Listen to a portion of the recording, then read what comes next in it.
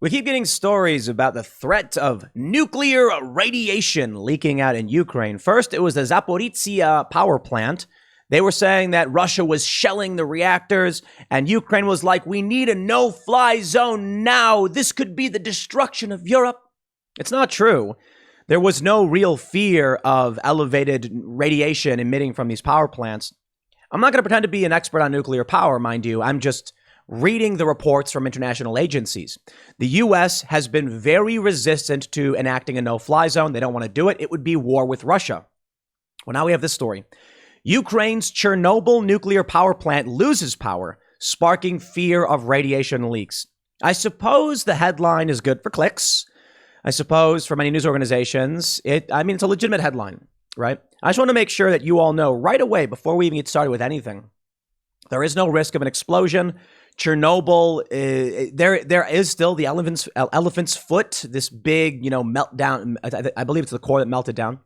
And there is a risk, obviously if they lose power, but it's not going to be an explosion or anything like that. Still bad. Right now, my understanding is that the power plant is operating on emergency power. But what I want to focus on here is, let's definitely talk about this radiation, potential leaks and fear. But I think this is more so pressure tactics, fear tactics to try and get the U.S. to enter the war. Now, the Biden administration can say all day and night that they don't want a no-fly zone. They don't want to be involved. Poland right now wants to send these these fighter jets to Ukrainians, and the U.S. is like, what? Are you crazy? So it seems like the U.S. is resistant. Good. Let's keep it that way. I don't like seeing Ukraine be invaded, but I don't want the U.S. to be engaged in wars in Eastern Europe, especially when the southern border requires some serious assistance. But I'm wondering if it's all just one big theater play. The administration, the Biden administration, and other government officials will just be like, no, we don't want to be in this war until something serious happens. And then they say, well, now we have no choice.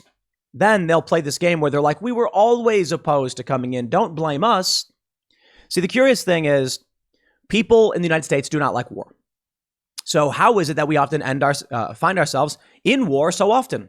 Well, there's usually something that happens to us, and then we have to join the war, and then all of a sudden you get the president seeing a massive spike in their approval rating.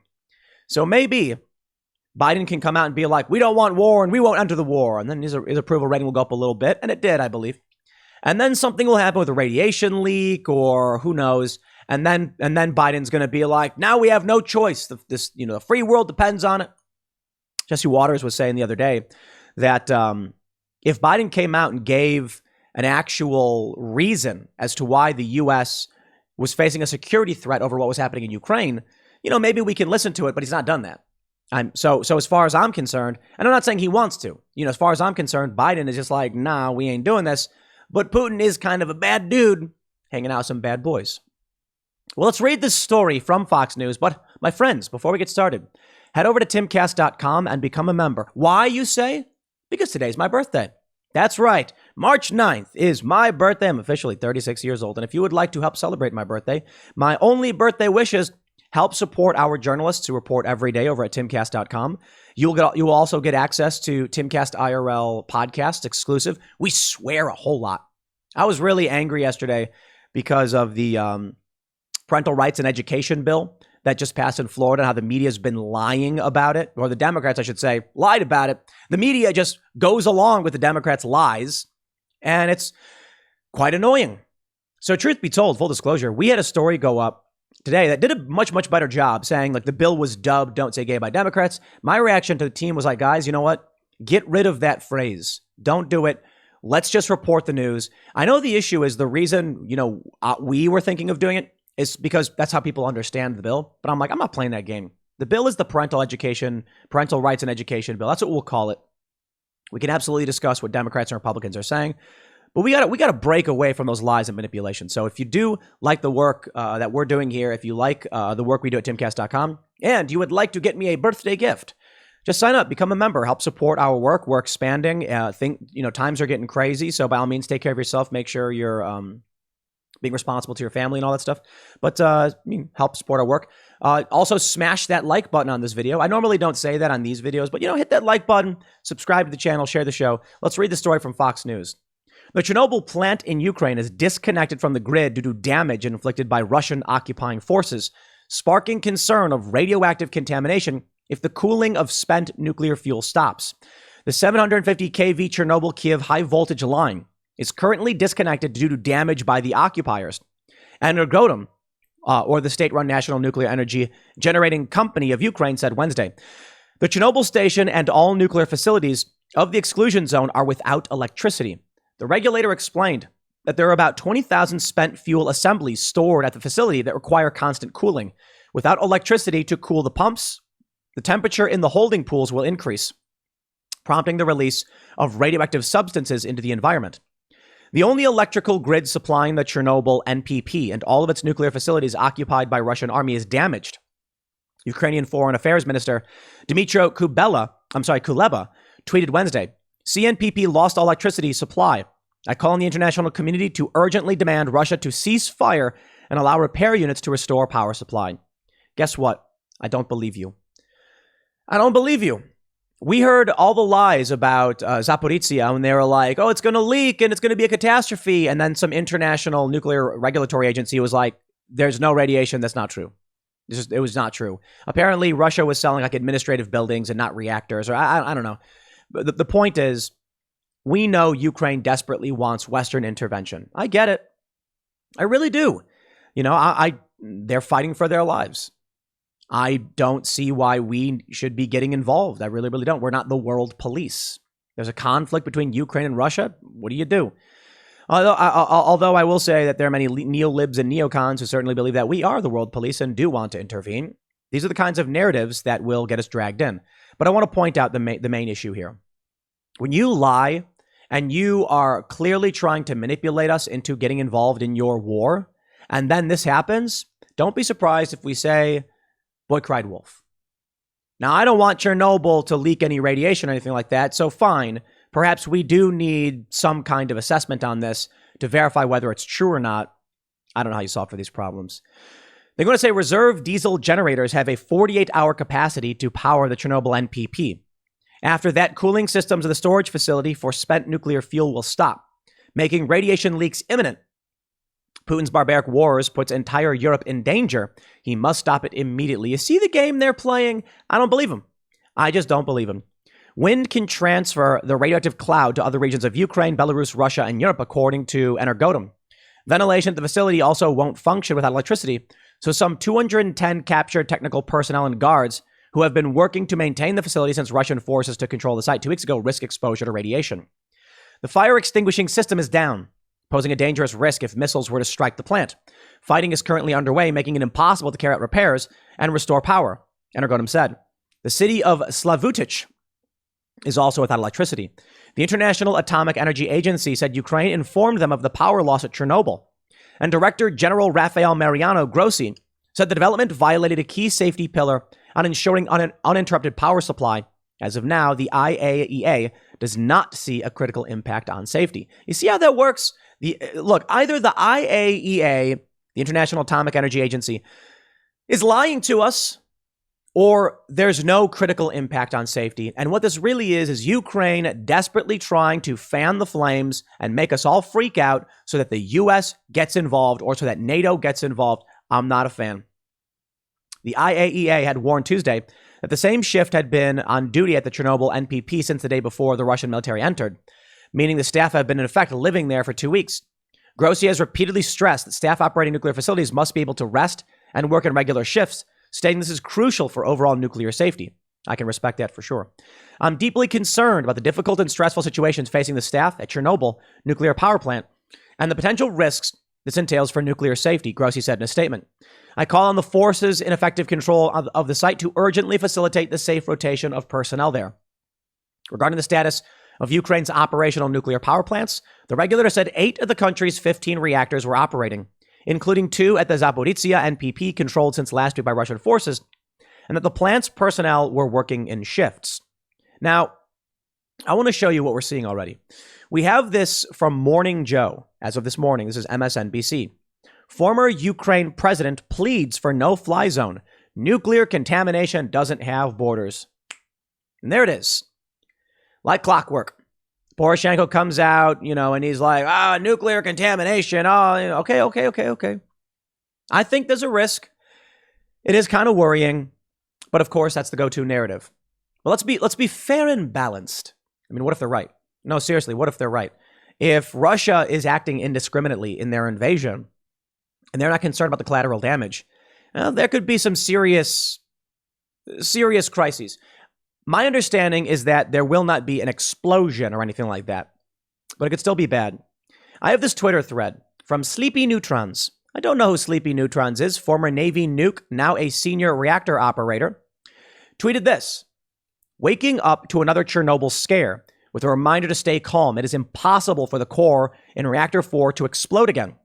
Current reports are of a blackout. If there is still spent fuel in the pools, this may be a concern, but not as much as you might think. The final operating reactor 3 shut down in 2000. In the 22 years since shutdown, the decay heat in the spent fuel has lowered by several orders of magnitude. It's well past the point where it can be put in dry cask storage, which was an ongoing process in the facility. So what do we do to cool the fuel in a SFP with no power? Let the pool boil, no joke. Replace the lost water, and the hottest the pool and fuel ever get is 212 degrees Fahrenheit. Diesel-driven pumps can easily maintain the needed inventory and cool the fuel until the grid is restored. Assuming worst case incompetence or even malice by Russia, it still wouldn't be another event like 1986. That was a unique occurrence precipitated by poor design and operation. Melting fuel is bad, but with no dispersal mechanisms of prompt criticality and burning graphite, it would have at worst local effects. I find even that unlikely. The workers there are not fools and will take required actions to maintain cooling until the grid returns. All that being said, I sure do wish Russia would knock it the F off. P.S. I'm working today, so won't be on here much. Look and share more, blah, blah, blah. I don't know who this person is. Maybe it's all crackpot nonsense. It's just a Twitter thread. But I did see a lot of people sharing this in response to people saying, radiation. No. We got to make sure that we're not going to be getting involved in this, man. I understand this could be bad, but I'm always going to err on the side of they are trying to make us panic. And Chernobyl is a scary word. It really is. Ceasefire agreed around several Ukrainian cities to allow civilians to depart, according to what's happening on Twitter. Over at the political playbook, limited no-fly zone gains steam among foreign policy elite. Now, this is interesting, they say. Let's unpack the no-fly zone. The group of 27 foreign policy heavyweights has signed an open letter to the Biden administration calling for a limited no-fly zone. The campaign is led by Robert McConnell, co-founder of the U.S.-Ukraine Foundation. As you've no doubt read by now, a no-fly zone over Ukraine has been ruled out by Biden and a wide cross-section of foreign policy leaders. Marco Rubio succinctly described the idea as leading to World War III. To set up a no-fly zone, NATO, American pilots would first have to destroy Russian air defenses to enforce a no-fly zone. NATO would have to shoot down Russian planes that violate it. Russian President Vladimir Putin warned Saturday that Russia would view any nation declaring a no-fly zone as participants of the military conflict. It's one of the few things that Biden and Putin seem to agree on. A no-fly zone would start a war between NATO and Russia. And I'll tell you, man, there's a lot of media coming out claiming that Ukraine's winning. I don't believe it. I do not believe that Ukraine, and I like Ukraine, can hold off Russia. Russia's military forces are like around what, like 50 to 60% of NATO? They have a massive military presence. Not as big as NATO, mind you. They got more nukes, though. And Ukraine is holding their own. I don't buy it. And if they really are holding their own, it's because of NATO support. That's for sure. They say in their new letter, these signatories are calling for something a little different. They say, we, the undersigned, urge the Biden administration to gather with NATO allies to impose a limited no-fly zone over Ukraine, starting with protection for humanitarian corridors that were agreed upon in talks between Russian and Ukrainian officials on Thursday. NATO leaders should convey to Russian officials that they do not seek direct confrontation with Russian forces, but they must also make clear that they will not countenance Russian attacks on civilian areas. This strikes us as a sincere attempt to answer the nagging question that many in the West have about wanting to do something about the humanitarian catastrophe Putin has unleashed without escalating into a potential nuclear conflict. It's an interesting idea. I think if there's negotiation and there's diplomacy and Russia agrees, then by all means, we say in this particular area, corridors that allow civilians to safely and freely walk and drive out of these conflict zones. I think it makes sense. Now, of course, Russia may say no, because it would just be a precursor to a full-blown no-fly zone, and it would mean that Russia would have to allow Western forces into Ukraine to enforce it. Russia could just say, I'll tell you what, we'll enforce the no-fly zone. Stay out. So I see this as just more bluster, I suppose. Of course, Zelensky is, he won't stop. Again, I don't blame the president of Ukraine saying we need a no-fly zone because of the humanitarian catastrophe, but I'm just, I'm annoyed by it at this point. I'm annoyed, and it's kind of like when someone keeps asking to borrow your car, you know? I don't want to downplay that it's a war, but it's like someone comes to you and they're involved in a lawsuit. There's fighting and people are getting hurt and stuff like that. I know it's war. I know it's very different. This analogy maybe isn't the best. But it's like someone they won't shut up and you're like, dude, I can't get involved in your conflict. And they're like, bro, just let me use your car, man. Come on. You're like, dude, I do not want to be involved in your fight with your neighbor. And so then they go, oh, no, but, you know, look, now the sewage is leaking. You better give me your car. It's like, dude, shut up. I'm tired of hearing it. You're not getting my car. Go home. This is what we're getting with Zelensky. It is not incumbent upon us to save you. Sorry. I get it, man. You're in serious trouble. I'll give you maybe a better analogy is someone is trapped in a burning building and they're screaming, just come in and help us. You know, this person's in the front of the building and there are people trapped and like, you come in and help us. And you're like, dude, I don't have the capability to risk going into a burning building. I could get hurt. I'm sorry it's happening to you. I can't do it. But I suppose the bigger analogy is that the risk would be if you go in, the fire could spread. And that's the real analogy. Maybe the real analogy is just, you don't need one. Maybe you just say, Zelensky, stop asking. We don't want Russia nuking us. Okay? Does that mean that Russia and these other countries get to do whatever they want? Unfortunately, it may. If Ukraine doesn't have the capabilities to defend themselves, what can you do? This is how humanity has been. Do we want to risk thermonuclear war over Ukraine? Sorry, I don't. It's a scary thought. Because it means that Putin knows he can use the threat of nuclear weapons and just keep doing whatever he wants. This idea that if we try to stop him, he'd nuke us is remarkable because people like to talk about mutually assured destruction. And I'm like, well, all right, sure, Putin's up the ante. Right? Think of it this way. The idea of MAD is that if you nuke the city of another country, they'll nuke you back. Everybody dies. Okay, well, Russia invaded, and we can't even counter that because they'll nuke us. You see? That's why I don't like the concept of mutually assured destruction. I get it.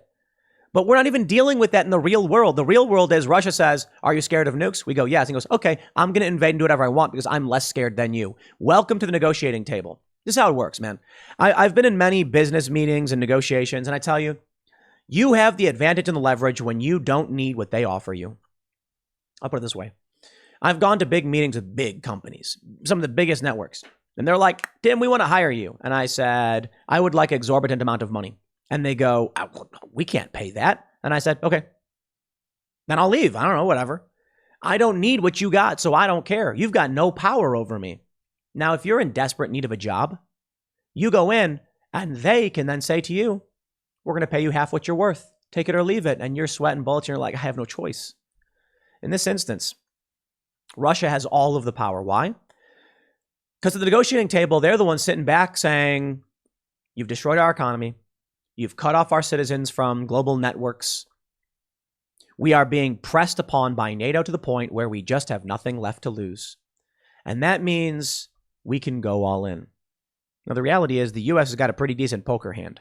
NATO's got some pretty good cards. So you got these, 20 some odd people playing poker against Vladimir Putin and Belarus, mind you. And we know that Putin's got a pretty good hand. He's got the nukes, pocket rockets. This is the analogy I used the other day. Now, when the flop hits, when the community cards hit, it's possible that all of us might actually pull this off. The thing is, on the on the pocket cards. Russia went all in. Straight up dumped those chips on the board and said, come after me and you'll face the consequences. Does anybody really want to go up against that much pressure? They don't. So for the US and NATO, they're like, look, I may be in on the big blind or the small blind, but I'm going to fold the hand. It's not a bad hand, but I know that Putin's willing to go nuts and he's got pocket rockets. Here's the issue. What if every hand Putin has pocket rockets? What if he invades Ukraine and keeps going, and then what? We can only just hope that Vladimir Putin wants to stop here. We can only just say, hopefully, he's sincere about just wanting these areas of Ukraine. I don't know if I believe it. Maybe. But if Vladimir Putin really does feel pressed upon by the US, why would he stop now? Every few years, he'll do the same thing. At least for the next 10 years or so. Because dude's getting on in his old age. Maybe the US just thinks, we'll wait it out. Vladimir Putin will not be around forever, and Russia will eventually fall into the fold and become just another bloc nation. You know, Germany used to be a great power, and they got crushed, and now they're EU bloc. Russia is still a great power, not as big as they used to be. But eventually, without Putin, they lose that strongman leadership. Russia may just say, look, we just want oil. We just want, better standard of living, and our people just want to play, they want to use Facebook. Maybe that's the reality. Putin wants the Russian Empire. He wants it back. I don't know. Will Putin go all out? I suppose we'll wait and see. I'll leave it there. Next segment's coming up at 1 p.m. on this channel. Thanks for hanging out, and I'll see you all then.